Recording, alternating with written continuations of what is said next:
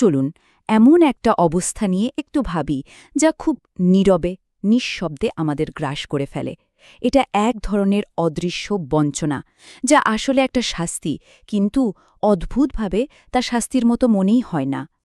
আচ্ছা, যে জীবনে কোনো রকম দুনিয়াবী সংকট নেই, কোনো কষ্ট নেই, সেই জীবনকে কি আমরা আসলে আশীর্বাদ বলতে পারি? নাকি এই আপাত শান্তির আড়ালে আরও গভীর কোনো শূন্যতা লুকিয়ে আছে? এই উপলব্ধির প্রথম ধাপটাই হল এক ধরনের প্রতারণাপূর্ণ প্রশান্তি। আসুন এটা নিয়ে কথা বলি। অনেকেই ভাবতে পারে যে তার উপর তো কোনো শাস্তি নেমে আসছে না, কারণ তার দুনিয়াটা তো একদম ঠিকঠাক চলছে, কোনো বিপদ আপদ নেই, সব কিছু আগের মতোই আছে। কিন্তু আসল যে বঞ্চনা, সেটার শুরুটা হয় ইবাদত থেকে। ধীরে ধীরে ইবাদতের ইচ্ছাটা চলে যেতে থাকে। এটা তখন আর পছন্দের বিষয় থাকে না, বরং একটা অপূরণীয় ক্ষতিতে পরিণত হয়। যেমন ধরুন, প্রথমে রাতের গভীরে আল্লাহর সামনে দাঁড়ানোর যে সৌভাগ্য, কিয়ামুল্লাইল, সেটা জীবন থেকে হারিয়ে যায়।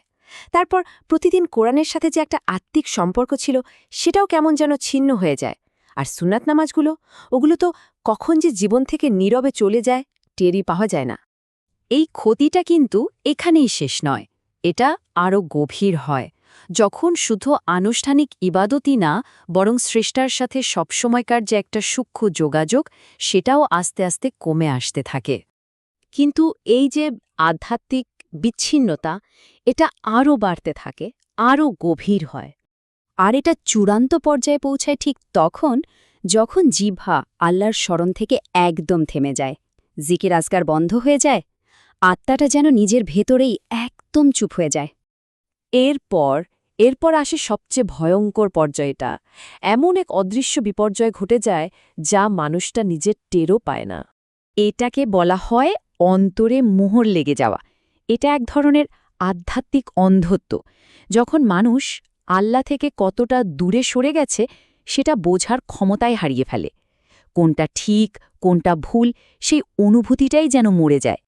আর জেনে রাখুন, এটাই হলো বিপদের চূড়ান্ত পর্যায়। সবশেষে আমাদের এটা বুঝতে হবে যে কষ্ট আর শাস্তি বলতে আমরা যা বুঝি সেই ধারণাটাই হয়তো ঠিক না। দেখুন, আমরা সাধারণত শাস্তি বলতে কি বুঝি? দুনিয়ার কোনো কষ্ট, টাকা পয়সার ক্ষতি বা হয়তো শারীরিক অসুস্থতা, তাই না? কিন্তু এগুলো আসল বিপর্যয় নয়।